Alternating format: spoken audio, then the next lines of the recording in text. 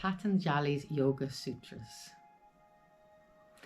Patanjali was a very, very wise sage. Okay, he was originally one of the Pesors, and his words are very articulate and specific.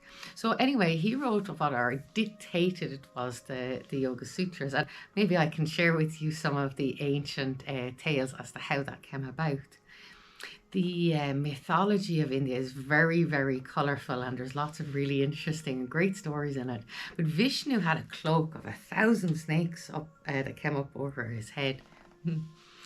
And he sent Patanjali to the people of the Himalayas who became very interested in yoga to explain to them you could say it's sort of like a rule book. It's not exactly that, but they are ideal ways to live for you to be a fully conscious, with good substance human being. Okay, so there were ways to live our life, so to speak, in harmony and with good thought and good strength. Yes, so Patanjali dictated the sutras originally to 1,000 students who were up in the Himalayas, and they took the notes and have all of the descriptions in them. Within that, there's 4 different chapters, and it's considered a path to liberation, which means freedom from burdens, freedom from many of desires that we have, and personality traits. So it talks about the gunas, which is to say we want to be in balance, but we don't want to be too lacking in something or too high in something else. Okay. So Patanjali talks about the gunas, and these are fluctuations within our own character. And this is advice of how to balance ourselves and bring ourselves to a sattvic state, which means a homeostasis, 0 point energy, perfectly balanced state. And he feels this is the way to perform in life in general, but also to free our mind of a lot of trash kind of thoughts, or thoughts that are not productive to us moving forward. Patanjali talks in it about the 8-limb path of yoga, which is called Ashtanga.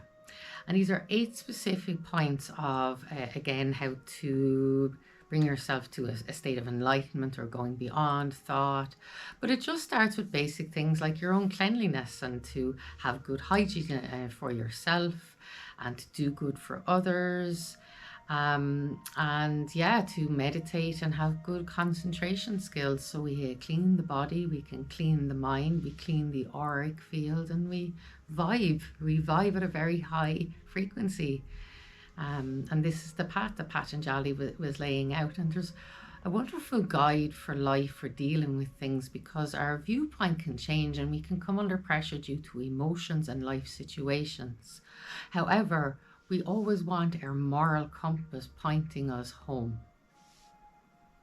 So having a framework to work from is very useful, and Patanjali's wording is really, really good in it. So in the second line, the second sutra, it's called Yoga Shikti Vritti Nirada, which means yoga calms the fluctuations of the mind. And really that's where the sutras takes us, to the point of no mind. And this can be a huge journey, because it's not so easy to do that. It's always moving. So we learn about ourself. So it's also the path to the self, and the path to quietening our fluctuations and calming the thoughts, so that we may live peacefully in ourselves.